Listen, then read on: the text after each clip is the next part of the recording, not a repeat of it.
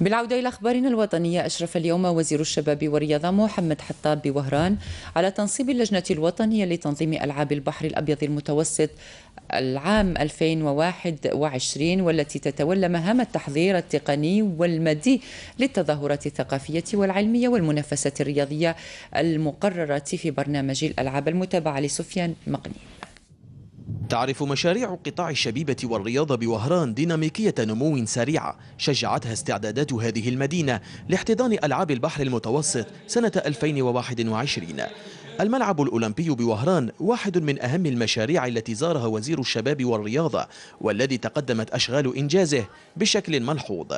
نحاولوا احنا في هذا كامل الإجراءات هذه لو شوا لو ديلي اونتر 6 و 8 موا، مهما كانت الظروف سي انو دو سورغانيزي، ننظموا نفوسنا باش نقدموا نديروا كوم اوبجيكتيف هدف واحد باش نقدموا هذا المشروع نستلموه قبل نهاية السنة. العد التنازلي لتنظيم ألعاب البحر المتوسط بوهران بدأ من اليوم، خاصة مع تنصيب اللجنة الوطنية للتحضير لهذه الألعاب. قمنا بتنصيب رسمي للجنة الوطنية لتنظيم الألعاب الأولمبية، وكانت لنا هذه السانحة أيضا لتفقد كل المنشآت الرياضية التي سوف تحتضن هذه الألعاب الهامة. احنا الشيء اللي شفناه اليوم انه شيء مؤشر إيجابي جدا نظرا لتقدم الأشغال وأيضا جودة الأشغال وعصرنتها.